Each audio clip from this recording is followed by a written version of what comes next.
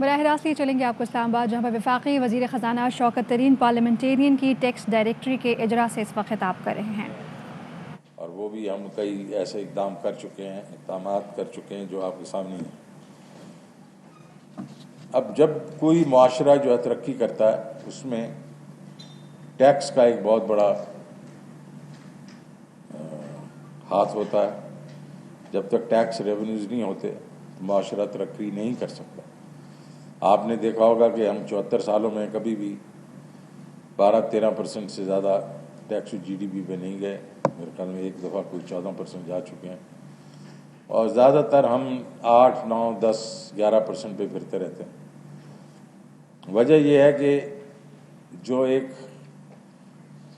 ہمارا وہ ہونا چاہیے رویہ کہ سب نے ٹیکس دینا ہے اور there should be no sacred cows، ہم اس کو فالو نہیں کرتے، اور جس کی جتنی طاقت ہے وہ اس کو استعمال کرتا ہے اور ٹیکس کو چھپاتا ہے، اور اس سے یہ ہے کہ ہمارے جو عام آدمی ہے اس تک جو ہے ترقی نہیں پہنچ سکتی، کیونکہ ہم کوئی ایسی ہمارے پاس پیسے نہیں ہوتے، ہمارے پاس اتنے پیسے نہیں ہوتے کہ ہم جو رننگ ایکسپینس ہے جس کو کرنٹ ایکسپینس کہتے ہیں اس کو اپنے ان ریونیو سے پورا کر سکیں۔ تو ڈیولپمنٹ ایکسپینڈیچر کے لیے ہمیں ادھار لینا پڑتا ہے، اور ہر سال جب ادھار لیتے ہیں تو اس کی مد میں جو ہم جو ایکسپینس کرتے ہیں وہ پھر اس اسپیس کو ایک قسم سے کم کر دیتا ہے۔ لیکن اب یہ جو ٹیکس ڈائریکٹری ہم نے چھاپی ہے یہ 2019 کے انکم کے اوپر ہے، سال کے اوپر ہے۔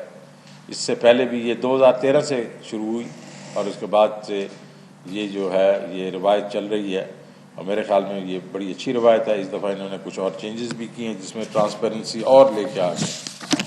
تو ہم اس وقت یہ تو بڑی اچھی بات ہوگی، لیکن میں ٹیکس پہ کچھ اور بات بھی کرنا چاہتا ہوں، اور وہ یہ ہے کہ ہماری جو ٹیکسیشن ہے اس میں بڑی ڈسٹارشن ہے۔ ہم کچھ ٹیکسز جو ہیں وہ فیڈرل لیول پہ لے لیتے ہیں، کچھ ٹیکسز ہمارے پروونشل لیول پہ ہیں، آپس میں ایک دوسرے سے ہم بات نہیں کرتے۔ تو یہ ایک ہم ٹیکس ہارمونائزیشن کی طرف بھی چل پڑیں، اور ایف بی آر کے پاس یہ چیلنج ہے کہ وہ دیکھے جو پروونشل ٹیکسز ہیں اور جو فیڈرل ٹیکسز ہیں اس کو آپس میں ہارمونائزیشن ہونی چاہیے۔ یہ نہیں ہے کہ آپ ایک ہی چیز پہ دونوں ادارے جو ہیں اور دونوں جو ایف بی آر اور پروونشل جو ٹیکس کلیکٹرز ہیں وہ لوگوں کو تنگ کریں، ہراس کریں۔ پہلی بات تو یہ ہے۔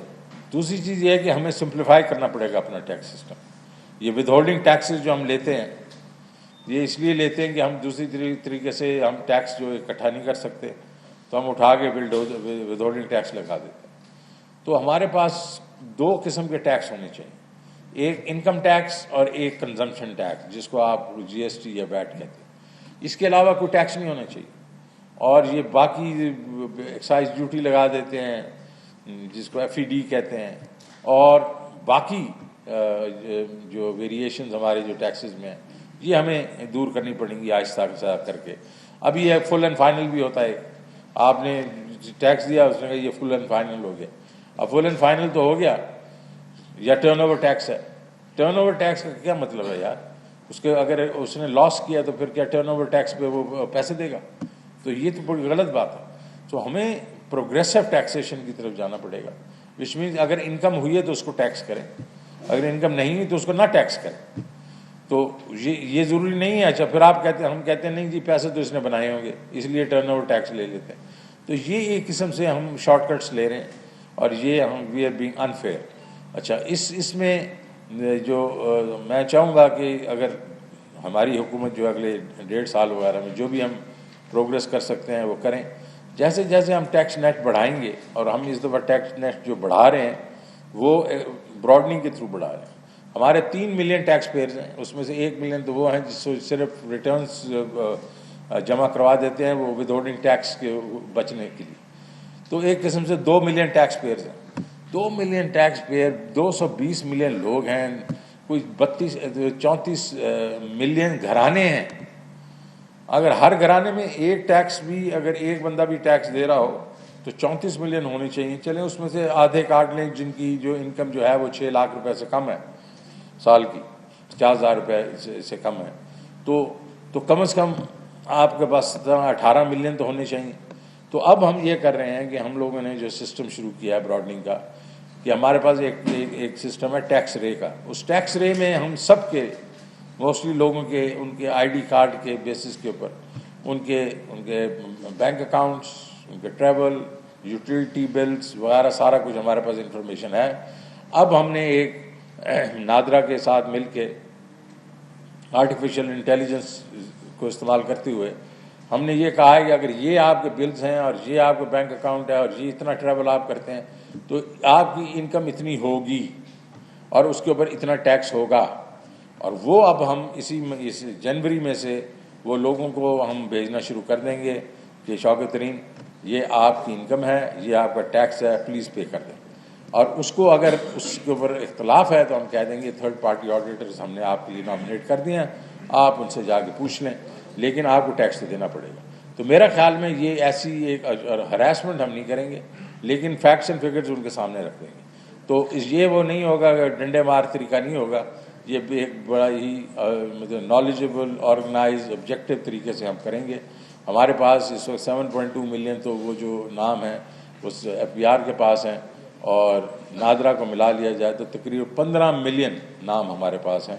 انشاءاللہ ان کو ہم یوز کریں گے، اور آپ دیکھیں گے ہم یہ جو ہے 1-2 ملین جو لوگ ہیں اس کو اس سال بڑھائیں گے اور اگلے سال بھی بڑھائیں گے. ہوپفلی اگلے 3-4-5 سال میں یہ 10-15 ملین جو ہے ہاؤس ہولڈ جو ہیں وہ ہمیں ٹیکس پہ اپنا پے کرتے رہیں گے. اور اس سے یہ ہوگا کہ جیسے جیسے ہمارا ٹیکس بڑھتا جائے گا تو جو ہمارا جو اس وقت ہمارا پالیسی ہے وہ یہ ہے جیسے جیسے ٹیکس بڑھتا جائے ہم over a period of time tax rate کو نیچے کرتے جائیں.